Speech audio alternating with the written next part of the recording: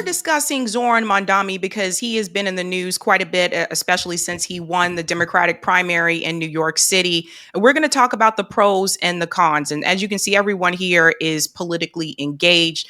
Some of them have worked on campaigns, some of them have canvassed for politicians. So I think this needs to be said. We're going to get started with this clip here. We got to give a shout out to Case Study QB for doing the damn thing. This comment here, ladies and gentlemen, let's get into it. You are a self-described democratic socialist. Do you think that billionaires have a right to exist? I don't think that we should have billionaires because, frankly, it is so much money in a moment of such inequality. And ultimately, what we need more of is equality across our city and across our state and across our country. And I look forward to work with everyone, including billionaires, to make a city that is fairer for all of them. You were recently asked.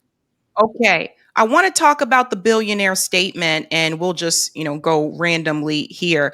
It was really interesting to me that the billionaire statement is controversial because we heard Bernie say this since 2016. So I thought it was kind of surprising that they're trying to use this as a gotcha moment, and it's not really nailing the way that they thought it would. Why do you think so much focus on this? Let's go ahead and start with Zineb. I've been covering the meltdown for days now. It's really funny because we always talk about, and I know Sabby, you and I have talked about this before, how the mainstream media or the corporate media is so out of touch because they're a bunch of rich people and a bunch of billionaires. It's not a controversial statement to say billionaires shouldn't exist. I think that polling shows, and when you go out and you canvass and you talk to people, most people agree with that, right? But the news media will present it as, does it have a right to exist? Similar to the response that people have when they ask the question, does Israel have a right to exist? Do these institutions that oppress people have a right to exist? And the answer should obviously be no. But I do think it is telling the meltdowns we've seen on the news regarding Mamdani saying things that are just obvious to the rest of us in the world. Terrell? Yeah, I think it's ridiculous because, like you said, Bernie has been saying this. But what I also find fascinating is there are a couple of billionaires who have also said this same thing. Like Bill Gates has said this before. The Mark Zuckerberg has also said that billionaires. Mark Zuckerberg basically said that the amount of money that people can make in America amongst the billions is ridiculous. And the CEO of Salesforce also said this, all three of these people are billionaires.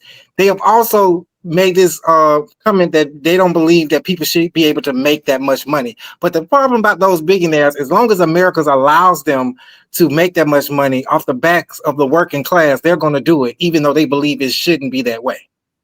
Interesting point there. Nick? Yeah, I think it's always hilarious when they get upset whenever we go after the billionaire class. Even though there's been nonstop class war by the billionaire class against the working class, and that's how we should frame it. Because look at the amount of wealth that Elon Musk, for example, the Walton family, and the billionaire class made through the last 4 years, despite the fact that wages haven't gone up, despite the fact that Americans are still struggling, we have a ruling class that engage in disaster capitalism, where they purposely tank the markets every 5 to 8 years. These markets tank, and then they rig the game where they come out on top. Like, was there any surprise that Donald Trump rigged the market on purpose with his dumb tariff plan? And then his insider friends knew exactly how to game the market, and they made a ton of money as well after the quote unquote stock market collapsed because of the tariffs. It's a rigged game. I think we should call it out. But where I'm at right now, I want to be very particular on what we mean when we talk about does billionaire deserve to exist, and this is going down to deep central philosophy where Democratic socialists will say, "Oh, we should tax the rich." I don't believe they should own hospitals. There's another level. Like, why are they billionaires? They billionaires in the first place because they control central resources for our society, which put them make them way more powerful than any government official, any typical oligarch. When you control water, there are people that make fortunes selling water in this country. So that's the question that we should ask, and that's kind of how far to the left I'm at. I'm I'm not even saying we shouldn't have billionaires. I'm saying that these people shouldn't own the means of production, which is the question that socialists ask, right? Good point there, Nick. Blakely. I think that I watched the whole interview. I don't know if anybody else here is a New Yorker, but I paid particular attention to this race. As a New Yorker, I'm watching this interview, and I'm thinking two things. Number one, mainstream media is garbage. They're total trash. I think everybody agrees on that. But also how far the Democratic Party has moved to the right in just such a short period of time. Because a couple people mentioned, which is true, that Bernie Sanders had said billionaires shouldn't exist. But we have swung. They have moved us so far to the right that is even considered a controversial statement. Billionaires, first of all, the question is ridiculous. Do you have a right to exist? I'm sorry. Things and institutions don't have a right to exist, okay? Second of all, the idea that, and I've got, a couple, I think that generally Zohran has been good about knowing how to answer questions and navigate interviews, but I didn't really like his answer. Not like I'm trying to be nitpicky, but I didn't like his answer because I felt like he focused on the inequality instead of the fact that to be a billionaire by necessity means that you are not only exploiting the laws that the water carriers have put in place so that you can exist, but also it is so destabilizing to the rest of the country and democracy. It's not just a matter of income inequality and fairness. It's a matter of these people are kings, they're lords, and by giving them all that money, they are exercising way too much power over our society. So it's not even just a matter of like money itself, it's a matter of like being able to exercise that kind of kingship over the proletariat, over the regular people. And I feel like it needs to be framed that way because when you talk to the average Joe Schmo, a lot of them will be like, well, what's wrong with being a billionaire? I'd love to be a billionaire one day. A lot of regular people will say that. So it needs to be laid out in a very clear and concise way. The actual danger that billionaires pose to democracy, and then also the fact that they didn't earn shit. They didn't earn any of this. There's been a class war, as Nick said, for 60 years in this country on the working class, and they just passed a bill to accelerate that shit. This is not class war. This is a response to class war. And I wish I'd see people being way more aggressive about it. And Edwin. Yeah, just to add to your point about regular people having a desire to be a billionaire, I think that's what drew a lot of people to Trump's appeal was the fact that, well, if I elect this billionaire, maybe I can share in some of these riches. And, back to Nick's point about the insider trading, the fact that Trump tweeted out, now is a good time to buy at the exact moment that the stock market began to rebound, made a lot of people feel like, wait a minute, now actually I'm on the inside of this insider trading, or at least I feel like it because look, I'm getting signals directly from the president. I must be in his cabinet or something. And I think that's something that for some people, it actually gives them a feeling of inclusion, but really it's just openly rigging the system in your face. And nobody really seems to think that that's a threat. The fact that they're just buying the elections outright this way. Okay, and now we have to get to the part that I think there seems to be a little bit of tension over, and that is the whole, here we go again with another DSA style candidate, and can this person be trusted? And I think this is where I'm seeing some of the disagreements on social media. I think everybody on this panel is happy that Andrew Cuomo lost, which just I think everybody agrees on that. But I think there is some disagreements on whether or not this particular candidate, Zohran, is going to end up like another AOC, and how much can he actually do with the promises that he's making? So this is where I think the cons are going to come in. I'll start with you, Terrell, because I know you have a harder stop here. What are some of how do you feel about like those who are saying like, oh God, this guy's going to end up being just like AOC?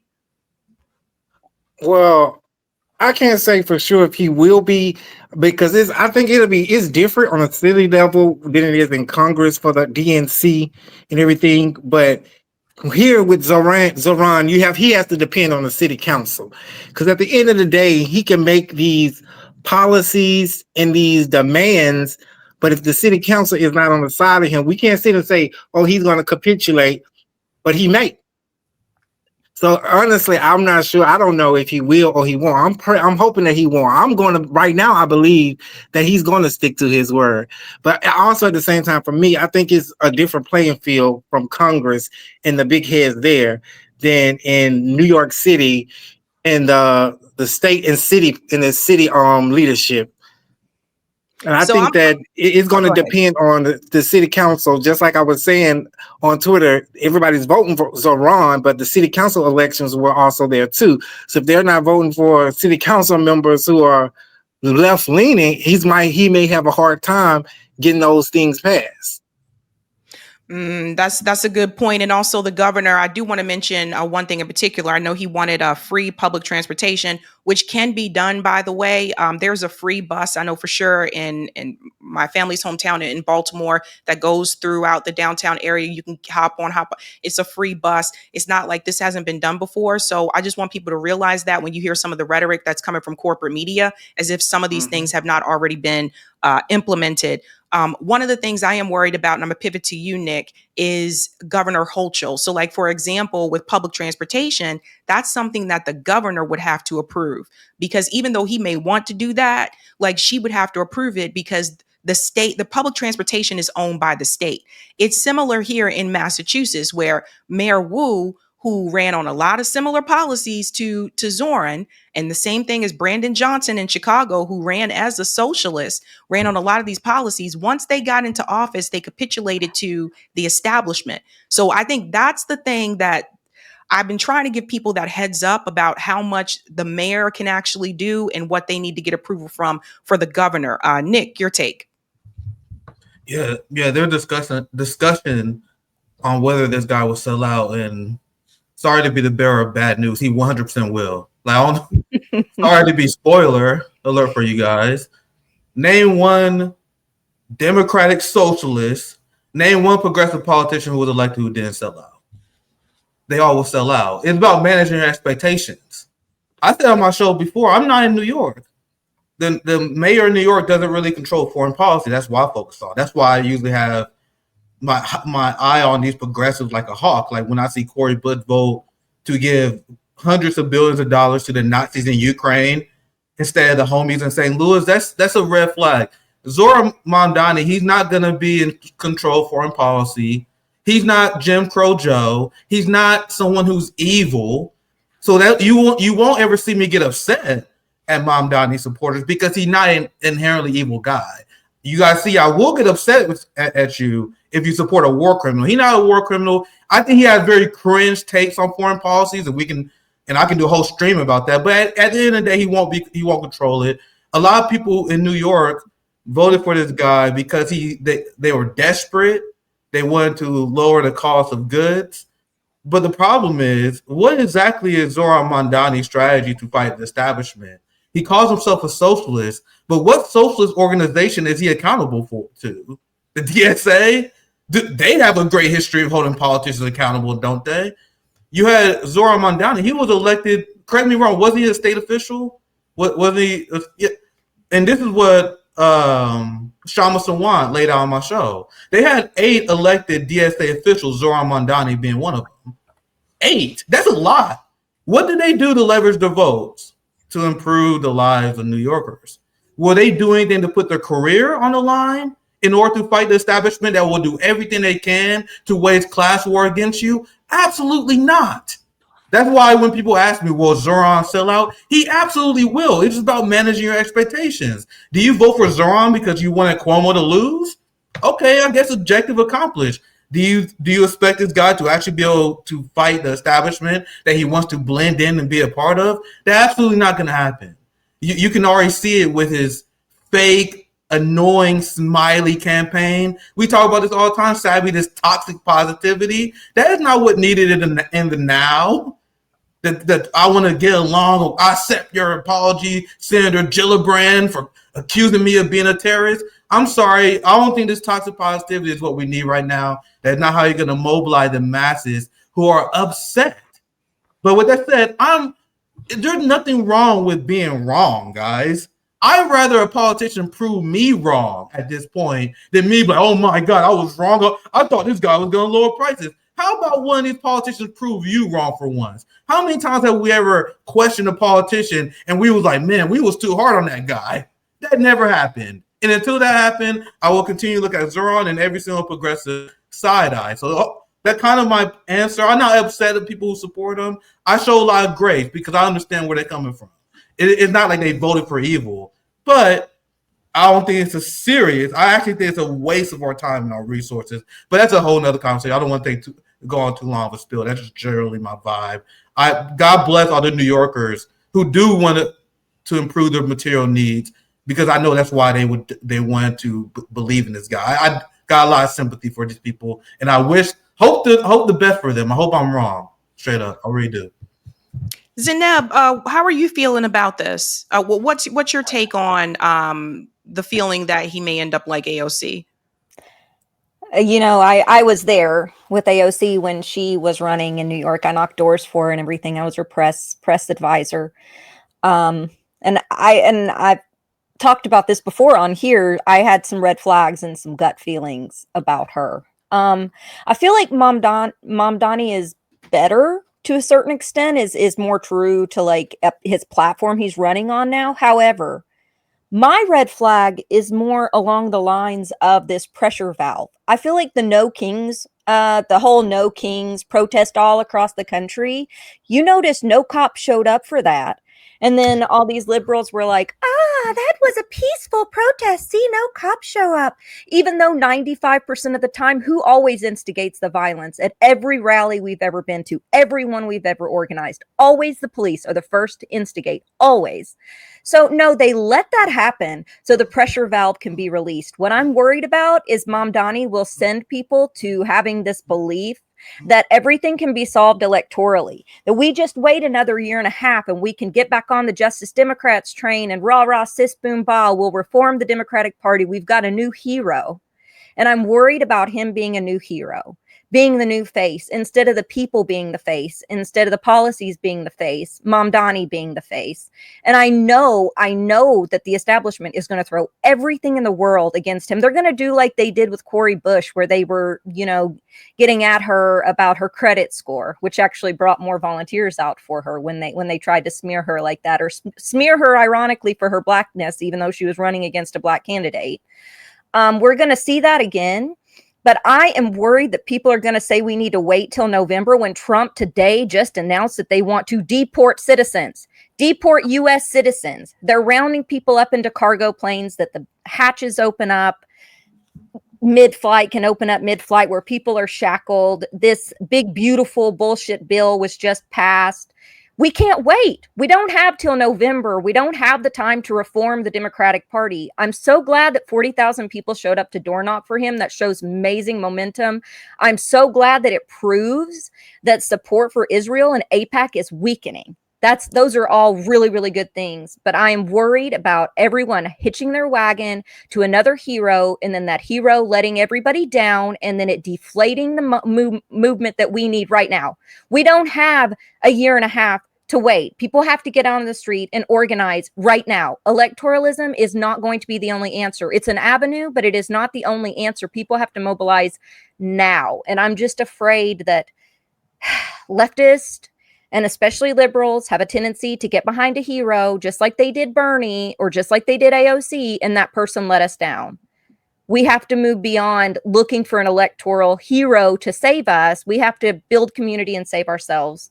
And if he is able to move that momentum in that direction, and he's able to rally people in the position he's in, that's what I'm looking for him to do. He needs to move beyond just the policies. Those are extremely important, but then also rallying people behind other actions and organizings happen. If he doesn't do that, I feel like it's just another establishment candidate in sheep's clothing.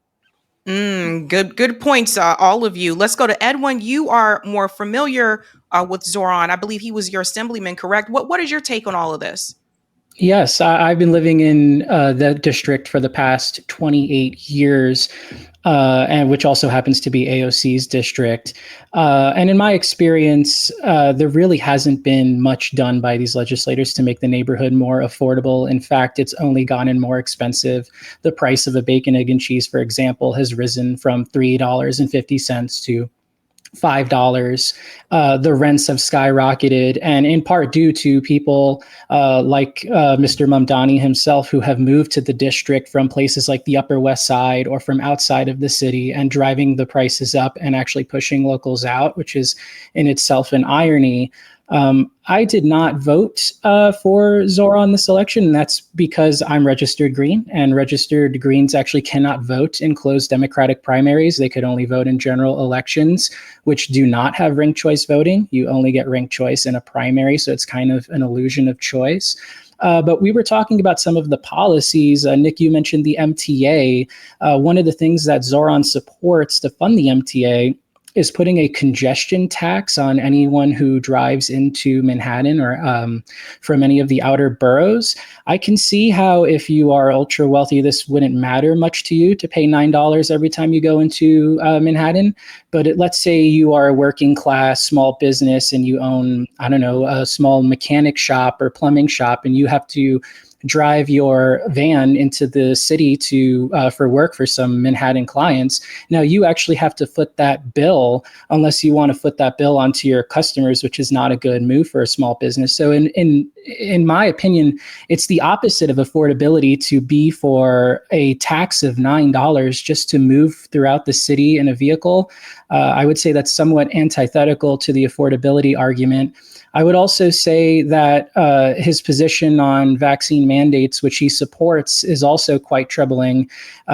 He mentioned in an interview this year that he would not rehire any of the workers that were fired due to refusing the vaccine. Knowing everything that we know now about natural immunity and just the fact that this is a violation of workers' rights, in particular essential workers like nurses and EMTs and firefighters and such, the fact that he's unwilling to rehire those people is a giant red flag for me. It shows me that if there were any sort of future public health crisis, that he would be probably for lockdowns. Just by virtue of being following the establishment narrative on COVID. So the question of whether or not do I think he would be the next AOC, I would say definitely. The DSA has in New York City has been particularly hostile to the Green Party and Green candidates, and we know nationally that the Democratic Party itself is the all-time high on the scoreboard of suppressing green ballot access. And so by being part of a party that feels so threatened by third-party challengers to their left just proves that they're not really willing to coalition build. And this has happened even with the March for Medicare for All. Like, we announced it. We said, hey, Chris Smalls is going to be there. Susan Sarandon's going to be there. Everyone should come out. DSA held their own rally on a completely different policy issue in a different borough of the city on the same day at the same time, and that was not unintentional. So yeah, I think I remember this. I'm just sorry, yeah. you're taking me back. Me, Niggs, and like a lot of us remember that. You're taking me back now. Yeah. So again, I mean, what they're doing in a way, I mean, yes, I'm sure AIPAC does feel threatened, but at the same time, the silver lining for them is that what's happening is all of this movement behind a free Palestine is being funneled into this dark hole of a corporate genocidal party. So if you have this figurehead who's luring people into the duopoly, it's actually doing more harm than good because it's kind of delaying their enlightenment of exiting that two-party system. Interesting. Blakely, your take on all of this. I kind of feel, it's weird. I kind of feel both things but I'm also like happy that he won and a little bit hopeful, but not too hopeful because I also too was taken in by AOC and I saw how that movie played out. And so I've actually been kind of watching online people on the left kind of argue about this. And I go back and forth. Like, I'll be like, it's a really good point. Yeah, but on the other hand, okay, well, and I'm kind of going back and forth because first of all, I am very happy that I voted for him because Andrew Cuomo is garbage and absolutely will never be sorry that he didn't win or that I didn't vote for him or Ray Kimettle or whatever. I think that is great. But also, my thing is, some of this is on us. Some of this is also on us because I see people saying like, well, he's not going to do this and he's not going to do that. And there are some things where I already know they're right because I know how New York City politics works and that they're going to throw everything in the fucking kitchen sink at him. You're about to see some of the worst smear campaigns we have ever seen because our country is so corrupt that even this guy, who I'm so sorry, is not really a socialist. Okay. Like DSA is just the Democrats who aren't as brutal. Like there is no actual socialist party. He's running on very light, mild, progressive reforms. Like, hey, we don't want you to eat cat food. Like that's like what he's running on. So he's not even running, in my view, as like an actual socialist. He's running on very mild reforms. And I am not going to be against that. I would love for a rent freeze. They just raised my rent, even though we've had a mouse infestation in my apartment for over a year, but they raised my rent anyway. And so I absolutely am going to have a little bit of hope. But because of what I learned from Justice Democrats and what I learned from AOC's race and everything else, I'm not going, as kind of Zainab mentioned, I'm never going to fall for a politician like that again. I have since learned from Bernie Sanders, from AOC, that what is my part, because they get co-opted by the establishment 100%, but what's my part is thinking that they were going to save me. That is not they're never going to, and it's really not their role. There is a role for us too. And part of that is being realistic about what this system actually is. I don't view voting as the end all be all. It is one tool. That's it. And so I do that, and then I go about doing everything else that I'm doing. So I am looking forward to it a little bit. However, I'm also dreading that I know the attacks are going to come and they're going to come and they're going to come. They're going to throw everything they can at him. They are going to work really hard to make sure he fails. But what I'm going to do is I'm going to try to, what I'm not going to do is I'm not going to immediately write him off. I'm going to see how it goes. I'm going to hope that he does well, but I'm also not going to act like he's the end all be all. He's not a celebrity. He's not my daddy. He's not my friend. He's not my coach. You know, like he doesn't pay my bills. At the end of the day, politicians need and must be treated with suspicion and disdain. I can't stand the celebrification of celebrities. And again, I've been guilty of it myself. It's exactly how, you know how much Bernie merch I have that I can't even get rid of now once I've realized he was a fucking piece of shit Zionist? I have so much Bernie merch. It's ridiculous. Like, but I learned from that you cannot do that with politicians. I'm not going to go out of my way to shit on him every time he tries to do something. But at the same time, I am also going to hold him accountable. I'm not going to treat him like he's a fucking celebrity because he's not. So that's kind of, I don't know, check in with me in 6 months. I might despise him by then. We'll see. But like, I kind of want to, for this moment, hope that it works out. And I'm not going to lie. There was a moment on election night where for a moment, it felt nice to be like, wow, Andrew Cuomo lost. Like, this is awesome. Like, I definitely had a moment like that. Yeah, I know. I totally hear you. We were all clapping when Andrew Cuomo lost. And speaking of Andrew Cuomo, there is another question. I'll start with you, Terrell, as well. The demographic data shows that Andrew Cuomo did especially well with lower class neighborhoods. He also did especially well with Black neighborhoods.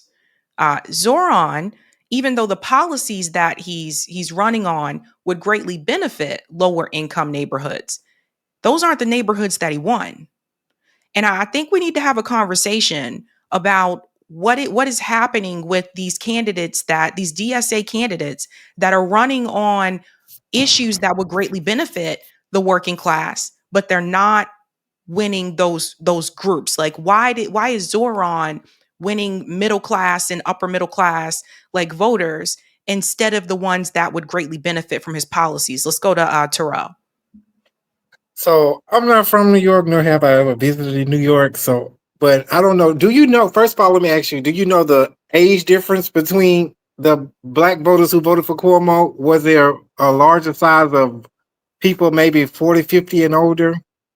Older Black voters voted for Andrew Cuomo. Okay, so my thing is, from my experience, and I think it's like this in the South. So I'm guessing it's like this for older Black people everywhere else. Is a lot of older Black people and Black people in general, not everyone, but most of them, They take to listen to the mainstream media and news. They take to listen to politicians who they have name recognition for and who've been in office. And from my experience here dealing with older voters, I always hear things like, oh, they know what they're doing. They've been in office for a long time. And for me, it's like a lot of black people look at these either older black politicians or politicians who've been in office who dress in nice suits, talk eloquently, seems very college educated, and they trust them more than they trust themselves because on some sort of level, they feel like they're not as smart as them. So they gotta have to trust them. And this is the problem with a lot of the older black generation and some of the black generation, not all, but a lot of them. And I've seen this from experience. Like I had a conversation with somebody before, and we were discussing Nancy Pelosi and her little game that she plays. And it was like, and then the answer from the older person to me was, well, she's been doing this a long time. She knows what she's doing. I'm like, she's been doing it for a long time, and she's been gaming everybody since she's been doing it. And you think that she knows what she's doing. And at the same time, like I said, older black voters and majority of other black voters, they listen to the news and media when the news and media say, oh, this is the most viable candidate, or this is the candidate that seems going to be ahead of the lead. They listen to that. And I think a lot of the reason why they voted for Cuomo is for familiarity and because they don't believe in these socialist policies. They it's like on one hand they want them, because I hear people complain about so many things all the time, especially in the black community. But when there are socialist policies that offers the resolution, it's like, yeah, that sounds good, but we don't believe it can be done. And that is the problem with the older black generation and a lot of black voters. Things sound too good to be true, so they never will vote for it.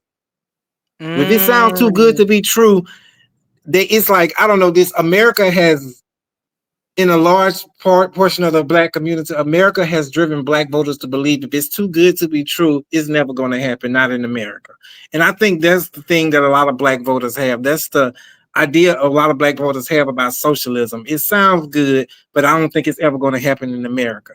That's where they stand on those policies, a lot of them. They don't believe it could ever happen.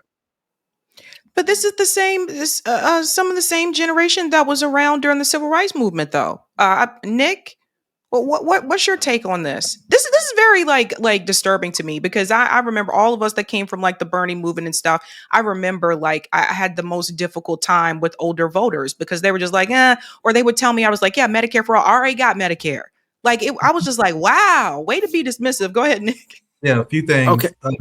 First thing, people underestimate how much damage Barack Obama has done. Barack Obama shifted an entire generation of Black Americans to the right. Like Black Americans, even the Black Congressional Caucus, who was never perfect, they always had a record of being the most anti-war.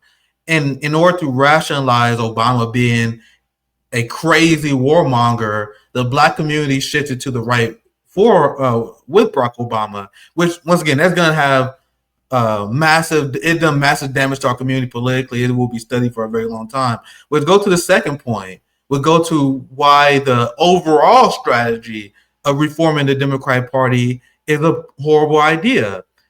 We discussed this before, Sabby. I discussed this with my brothers at Due Distance as well. A lot of people underestimate the fact that many Democratic Party voters don't want a revolution. Like there's too much obsession over liberals being our allies. And people don't understand if you're a revolutionary, if you're a socialist, these liberals are meant to be defeated.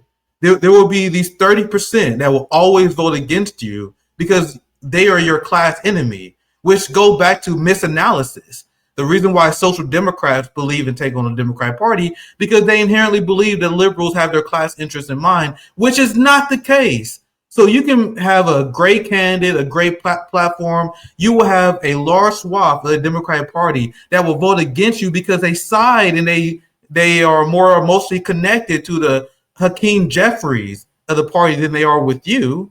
They're more connected with Jim Clyburn than they are with you, which is why the left in the United States has failed to create any substantial movement the way that Zohran failed. Who is the most successful left-wing leader in our hemisphere? One of the most successful left-wing leaders in the world right now. Claudia Sheinbaum of Mexico. What did Claudia Sheinbaum do? What did AMLO do? They created their own party in 2011. They created their own party in 2011. They had candidates running everywhere by 2016, and now they hold national power. What I've been asking DSA people, and this is why they avoid me, what we've been asking for years, Sabby, which is the uncomfortable question, is show me the historical precedent of this take over the Democratic Party strategy. Entryism is a proven failure. And if you want actual success, if you are an actual socialist, what you would do is form a socialist organization so we can have a long-term plan like the Morena Party in Mexico. There's a reason why they got wins, because they didn't fall for the tranquilizing drug of entryism, because they actually did the work and created their own party. Let's go back to my original point. I end it here because once I can run on this all day. My original point is when people support people like Zohran and these good progressive Democrats, it takes resources which will otherwise go to a potential Morena party. Look, we're not capitalists. We're not like Zionists. We don't have an endless funnel of resources. For every dollar that we donate to a Democratic candidate, there's a dollar we don't spend on building a third party. And that's why I want people to understand. It's a tough conversation. It's a tough thing to ask people to do. And I know every single, like politics is different. This is a conversation for another day. I know New York have their own unique system. But when we talk about a national strategy, we got to get serious and looking at what actually worked in history. What worked in history is building your own party that's disciplined, that has a set of values that won't bend, right? But anyway, I'll pass the panel because you guys not can riff on this kind of stuff all day. Go ahead. All right, let's go ahead and go to Zeneb. Why are they not winning these voters that the policies would greatly benefit? I think it's a mix of things. You know, this is a primary, so this had to be already registered Democrats. And so when thinking about that, the Democrats have been bleeding their voter rolls for the last 10 years, right? So a lot of the people that are left standing as still a registered Democrat are diehard Democrats, are people that are still kind of beholden to and embedded in the system. So, and still kind of believe in the duality that this is the greater good, you know, rather than the lesser evil. So when they've lost 23% of what they had remaining in 2025 in January, like fled the voter rolls. So I don't know if this turnout is indicative of like a wide pattern within those demographics in general. You know what I mean? I think it's maybe more indicative of who shows up to vote for Democrats still, you know, but I do think Zohran Mamdani was different. But when it comes to the diehard people still supporting Cuomo after all this time, I can't really speak to that too much. I can only speak to it nationally, but I think that Nick and Terrell made really good points, very insightful. But I will say that when it comes to third parties, I completely agree. It can take years to build a third party. It can take up to a decade because every single state has completely different rules for ballot access and for party line status. And but you know what's crazy? And I meant to message you this, Sabby, because I thought this was so wild. So Eric Adams is now talking about either running independent, and Cuomo's talking about starting his own party to run. And I'm like, you idiots, you can't just right before the election start a party in New York out of nowhere.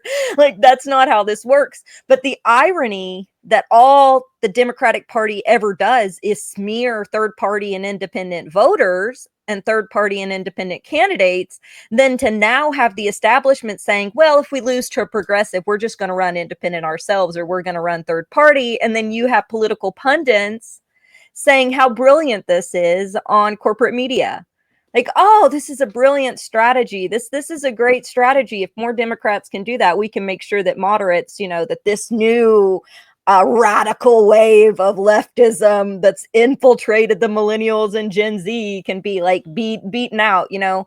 But I think that was wild, thinking back on how much we've talked about third parties over the years and how much, you know, we've tried to support and push for alternatives and for people to run indie, that Eric Adams and Cuomo's just like, yeah, we'll run independent. And then all of a sudden these same people that smeared our candidates running outside of the party, that smeared third party candidates, that threw everything at them that they possibly could, are now like, oh, this is such a brand new concept. We've never heard of this before. Wow, this is brilliant. I'm like, God, the irony. But what we're seeing there, though, is that the Democratic establishment will be willing to do anything, even run outside of the party, as long as they defeat someone who's on the left, no matter what. They're always going to. I had them supporting, for instance, when Paula Jean Swearingen was running in West Virginia, they backed Shelley Moore Capito when Paula Jean ran when she won her primary. The Democratic Party, the DNC, backed Shelley Moore Capito, the Republican, in a Senate race. And I can tell you that story 40 times over. So that's what they're going to do. So our strategy, why try to reform the Democratic Party when they're going to run independent themselves? So that just validates that independence could be a way to run and win. And I do believe in building, and I'll wrap this up. I'll land the plane here, but I support building a third party. I support running Greens, running other parties, but I also always say running independent is an option. Running independent is always an option. And I think, and I'm telling you this to be honest, I think Mamdani would have done just as well running independent as he has done running in the primary. I see why he wanted to take out Cuomo. That's a great strategy. But anywhere up and down the ballot, people can run independent fairly easily. And that's where the country's shifting. And I think Mamdani's win isn't some like referendum on people supporting the Democratic Party. I think it's the opposite. I think it's a turnout kind of against the party establishment rather than for it. So that gives me hope for more independent and more third party candidates moving forward, even though he's not Indian, he's not third party. And we will know if they're, sorry, Sabby, I just want to quickly say, we would know if Zohran and their people are serious if they come out and support Shama Sawan, if they come out and support independent socialists. Because if they don't, what does that say? That just say that they are just a movement that support Democrats, right? But I'm sorry, Sabby, go ahead. Yeah, so Blakely, this point here, I think this is why a lot of people ended up voting for him, right? Was rent. Rent is really expensive. This happened earlier this morning. Oh, NYC, I know. NYC Rent Board approves a 3% increase, rejecting calls for a freeze. Mayor Eric Adams, who appointed the Rent Guidelines Board, has attacked Zohran Mamdani's pledge to freeze the rent if he becomes mayor. Although, correct me if I'm wrong, I believe Bill de Blasio, when he was mayor of New York City, I thought he also froze the rent. But I think this is what I mean when I say policies that would greatly benefit like lower income communities. Go ahead, Blakely. Something that you said that stood out to me just now was about older Black voters, or maybe it was Nick that said it. Zohran actually won a huge majority of young voters, over 60% of all young voters. He won Black neighborhoods that have never voted for Democrats before. He won Bed-Stuy, it was Bed-Stuy plus 43, Crown Heights, which Crown Heights is crazy because Crown Heights not only has a lot of Black people in it still, it has a lot of Jewish people, a lot of Orthodox Jews live in Crown Heights. So he won a lot. East Flatbush, East Flatbush was Cuomo. So Zohran won not only people under 60% of people under 40, he also won in neighborhoods that generally don't go for candidates like him. Cuomo did win some Black neighborhoods like East New York and Midwood, but he also won really white Orthodox Jewish neighborhoods like the Upper West Side.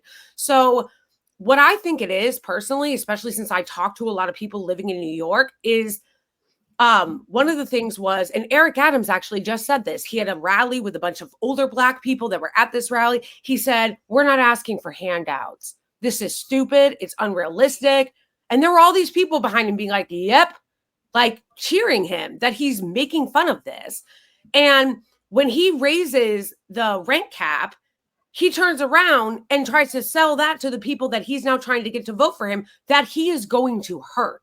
So I honestly think that it's a little bit of what both Terrell and Nick said. I think some of it is Obama moving the party to the right, moving Black voters to the right, specifically older Black voters over 50.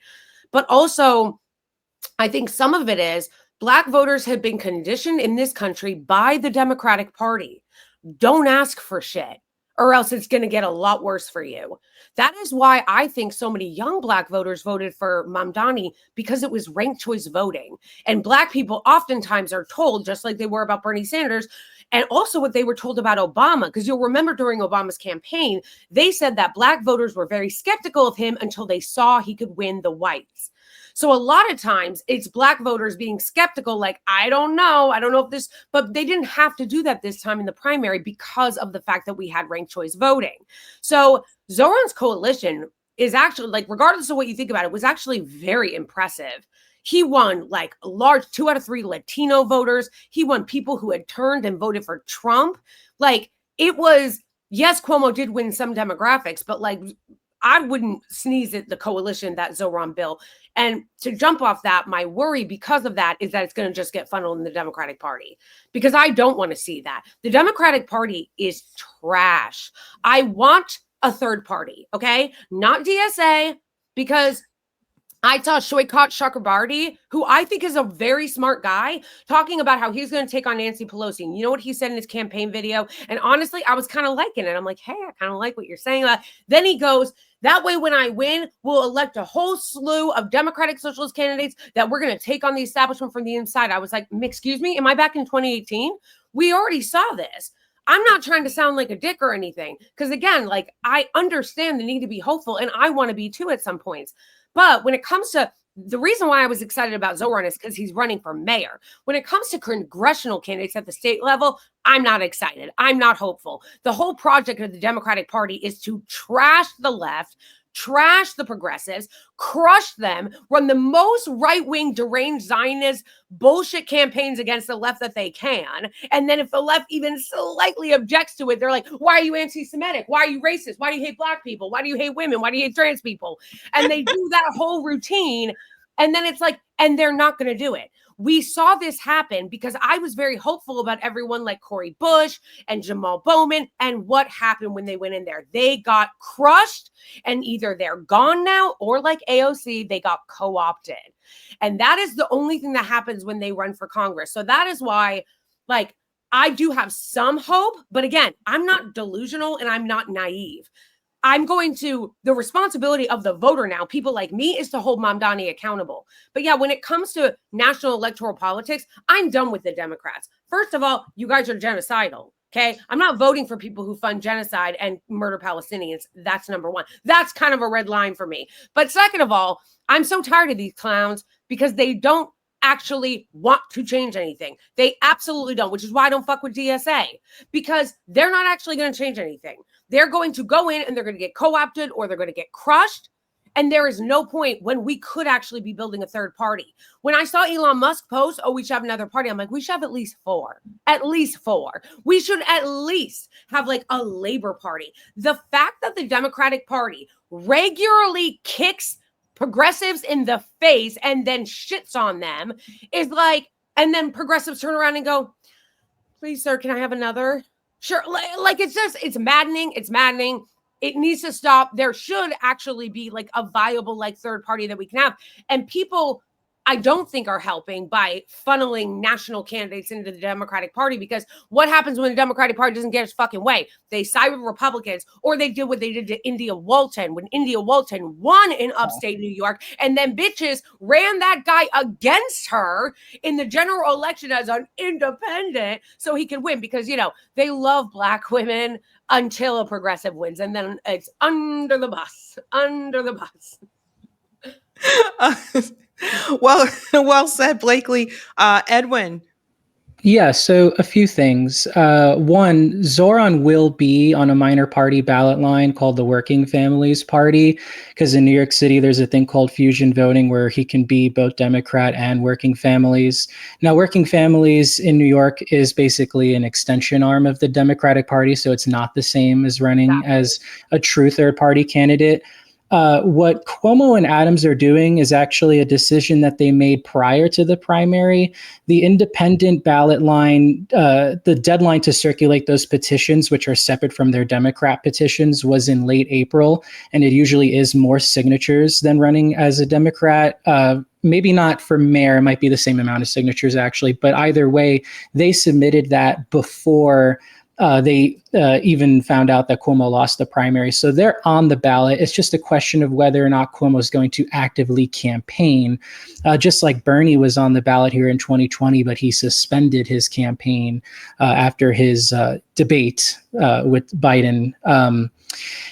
What I will say, and also ironically, it was Cuomo himself who actually kicked off various third parties from the ballot. That may or may not could have actually helped him this time around by not having removed all that ballot access. But to go back to the original question of, low income voters and the way that they perhaps view these DSA-like candidates, Zohran is a kind of a anomaly, right? He's a class traitor. He comes from a very lavish lifestyle, right? He had a very fancy apartment in the Upper West Side that he was living in, didn't necessarily have to pay to live or, kind of moved to Astoria in 2018 and then started paying rent, but only because you really need to be living there for a couple of years in order to run for state office, which is why a lot of politicians move to. What kind of life is this? But I will say, look, you have to pay rent. He has a great life. Actually, he had an engagement party in Dubai with his fiance that nobody knows about, that he kind of kept hidden from the public. Again, not even a wedding, just an engagement party that was very lavish. And for someone, who kind of talks a lot about like riding the subway and is always posting selfies riding the subway, he posted a photo of him eating a burrito, and the burrito was on the subway seat and he was eating it with a fork and knife, which any real New Yorker who rides the subway will tell you that's very much frowned upon and rude and kind of disgusting. So it actually that was an example of like a little like out of touchness that was shown there. I wonder if people can kind of see through this a little bit, where it's like, how do you really, like, you can kind of like sympathize with the working class, but if you didn't really grow up with the struggle, how could you truly understand it? I do think that, like a rent freeze, a lot of people might think that their rent is actually going to get frozen. It only applies to rent stabilized apartments. So if you have a market rate apartment and your rent is going up, it's going to continue going up and it's going to continue being unaffordable. And so only the ones that are rent stabilized would benefit from such a freeze. But a very important caveat and a provision that would have to be included in a policy like that is some sort of incentive to have the landlords actually repair those apartments, because they could really just do one of two things. If they can't raise their rent, they will stop making repairs and you will have people living in moldy apartments or, getting Lyme disease from ticks that are on the rats like they do in the NYCHA projects. Or they can sell their properties to BlackRock. And I wouldn't be surprised if you have landlords selling these buildings to big banks and to private equity, if there's no safeguards in place, that would kind of incentivize them to keep these buildings and to keep, maintaining them.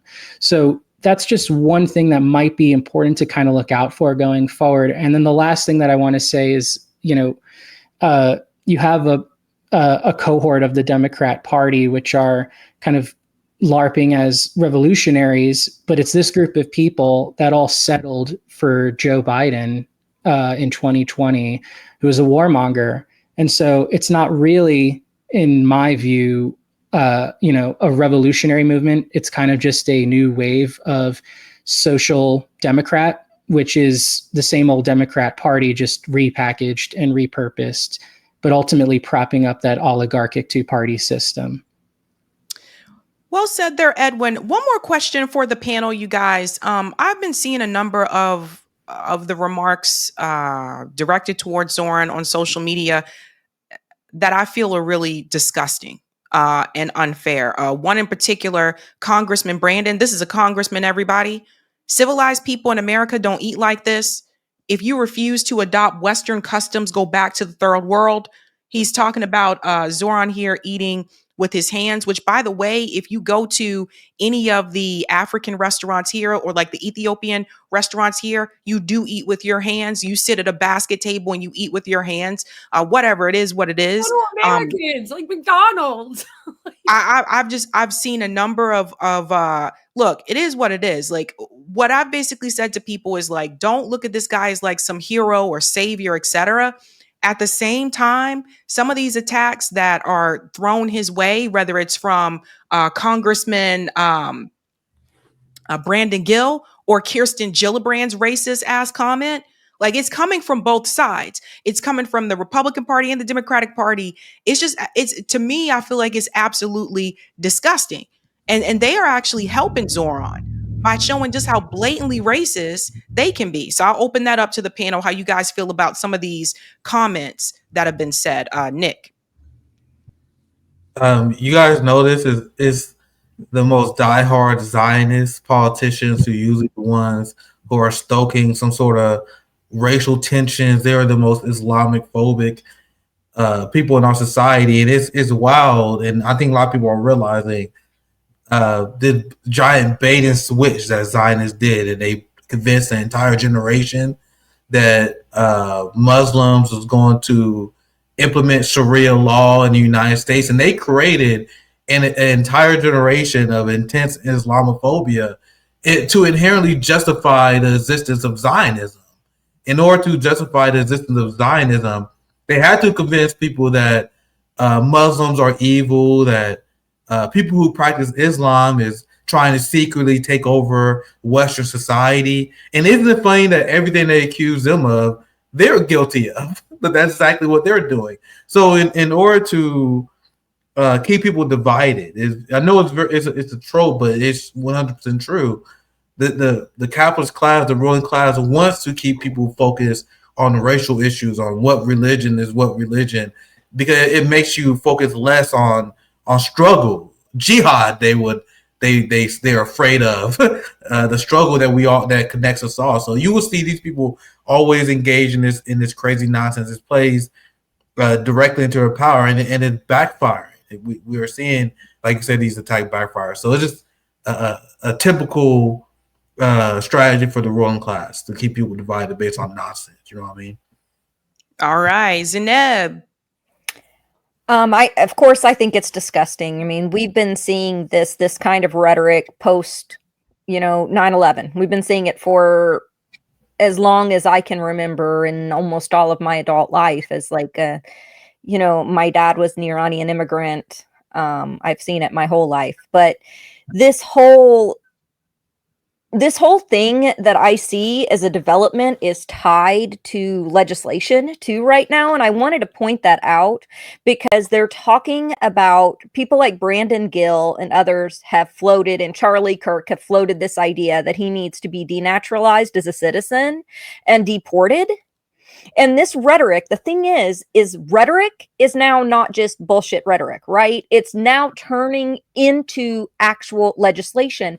And these calls are directly in parallel with recent policy by the Trump administration that some members of Congress support, especially Zionist members of Congress, to deport or denaturalize, and this was just reported on 2 days ago, to deport and denaturalize U.S. citizens, potentially, who have supported, who are anti-genocide, who are critical of Israel, and who are pro-Palestinian. And they're literally talking about deporting and denaturalizing in order to prevent, quote unquote, anti-Semitism. So I see this directly tied to that. I think this propaganda is directly tied to that. And I think it's tied to this greater goal in order to depopulate. They're racist, jackbooted, ICE thug concentration camp, alligator Alcatraz, all of that's going on. This toward Mamdani is tied to that. And it's absolutely tied to the IDF and to AIPAC and to the Israel lobby as well. All of it's connected. So when I see this rhetoric, especially coming from Democrats, I'm reminded of just, what was it, 3 weeks ago when Schumer came out and was talking about how we need to bomb Iran and we need to prevent them from having a nuclear weapon. This was before the report came out from the IAEA even.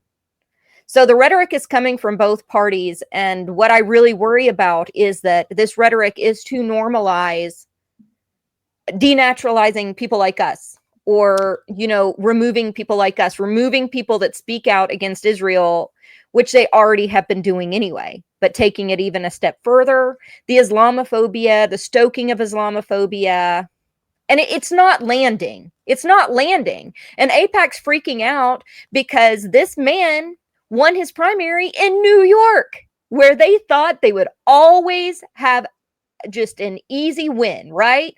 They thought New York was guaranteed, and it's not.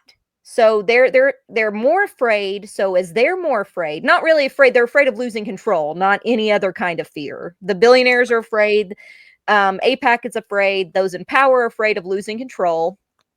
And with that, they're going to ramp up the hatefulness. And Brandon Gill's like the biggest fascist out there. He's basically a neo-Nazi. If you guys follow his account and see his insane rhetoric he posts every day, and the fact that he's a member of Congress saying, spreading a birth of a nation type propaganda every day is extremely concerning. He is not fit for office, but that's where we're at. And I do think that this Islamophobia, and I do think the hate that we're seeing from toward Zohran is something that's a greater initiative in order to normalize this kind of dehumanization. Interesting. Blakely, and then we'll end with Edwin. Yeah. So as the resident white person here, I grew up as a kid of 9/11. And when I was growing up, it was taught to me pretty early that racism is really, really bad against Latinos and Black people, but it's totally fine if it is against Muslims and Arabs, because they're scary and they don't live like us. They want to kill us all. They want to take away our freedoms and our way of life. So growing up under that, and then realizing how much I'd been propagandized against Muslims and Arabs who I never met until I was an adult and moved to the East Coast. I don't think I ever met an Arab person until I was living in Boston when I was 20. So it's always easier to fearmonger and demonize people when you don't know them. And they're a small minority. And I think that, kind of to what Zainab was saying, this is all connected, and that part of it is Zionists that are using this as a way to demonize people who criticize the genocidal Israeli regime. And then part of this is the right-wing fascists who want the Stephen Millers of the world, who want to denaturalize people and deport them, which is why what they're saying about Zohran is so dangerous. But they also want to end birthright citizenship, which they're not kidding when they say they want to do that. They want this. These people are white supremacists. They want this country to be white only. They only want white people to have power. And I see people trying to get, and at the end of the day, I see other people trying to assimilate themselves into whiteness. You see people like Vivek Ramaswamy being like, hey, can I be white? Or you see people Latinos that'll be like, oh, well, I'm white passing and my dad's Cuban. It's they don't like any of you. I'm telling you, I've known racist white people my whole life. They don't like any of you. And you're never going to assimilate. That's why Vivek Ramaswamy talked to Ann Coulter and she's like, I really like you, but I would never vote for you because you're brown, you're Indian. And that Brandon Gillis guy is married to an Indian woman. No, they're so racist, but not for them. But not for them. It's the classic, white slave owner who, does that kind of stuff to Black women. So I don't want to say it and get in trouble, but it's so disgusting. And what upsets me so much about it is acceptance in our culture that no one is pushing back against it. That the Democrats, instead of pushing back against it, are contributing to the Islamophobia and the hatred toward him. It is so despicable watching Kirsten Gillibrand get on that phone call with that guy like a fucking Karen and be like, he's calling for global jihad. And then no one's demanding she resign except for me. I'm not that she's listening to me, but I am her constituent. And then you've got demons in Congress like Randy Fine. He is an actual demon. You can't convince me otherwise. I'm a Christian. I believe in the spiritual realm, folks. That guy is a demon, okay? And he literally is sitting there and talking about how not only should all Muslim and Arab people be deported, but that he wants the streets of Gaza to overflow with blood. And then no one calls him. Where's censure? Where's the censure? And the reason why it's so fucking enraging, coming specifically from the Democrats, is because they make a big stink about everything. But you see this blatant, disgusting, hysterical Islamophobia 9/11 comments about Zohran, and they're nowhere to be found. There are no condemnations, no call for resignations, no call for censure. They censured Rashida Tlaib for saying from the river to the sea. But then they're not calling to censure them. And again, it's because they're all fucking hacks. Hack APAC shill NPC fucking Hakeem Jeffries is not going to come out there and defend Zohran because his fucking daddy donors over in APAC don't want them to. And the same thing goes with Chuck, let's bomb Iran or else you're Taco Trump Schumer, who also isn't going to say anything because that bitch is also owned by the Israeli regime and admitted that his entire reason for being in the Senate was to keep the left pro-Israel, which good luck with that guy because it's failing. So I just keep telling everybody to keep speaking out about it because I think especially white people, because they're not going to face any danger by speaking out against it because they're not a marginalized person. And it is incumbent upon people to stand up for all Muslim people, all Arab people, all South Asian people, because white people are so racist, they don't even realize that he's South Asian. They just see a brown person. So people need to understand what is actually happening and protect people because this is only going to get worse, unfortunately. And I just hope that Zohran is safe, personally. That nobody. Yeah, it's really ridiculous. Edwin, wanted to get your take on this too. Yeah, I mean, the way this administration is treating immigrants is absolutely abhorrent. I don't know if anybody's seen the latest alligator Alcatraz project that Trump and DeSantis just championed, but they're very reminiscent of Japanese internment camps that this country had back in the 1940s, could potentially even be worse. You have a scenario where people are going to be placed in this like encampment that's built with tents surrounded by alligators. So the thought process is probably like, if you try escaping, you'll get eaten by an alligator. I think it's very clear that this administration just wants them to die. And it's very, very alarming. I think a lot of people, including people I know who ended up voting for Trump, didn't realize just how serious he was when he says he was going to come after and deport all of these immigrants. And a lot of people in small towns didn't realize that their neighborhood clerk or grocery store person was someone who could get deported, and people like that are getting deported. And it's shocking waves of these Trump supporters into realizing, like, what have I done in getting my own neighbor taken away when, you know, they were this good person. So yeah, I mean, the Islamophobia coming from politicians is absolutely insane.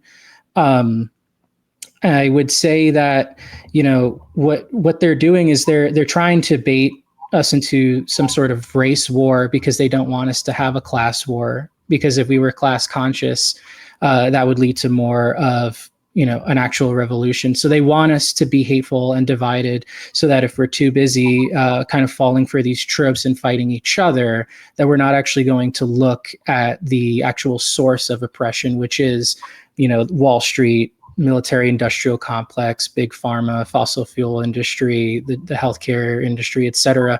Instead of pointing the finger at them, they want you pointing your finger at your neighbor.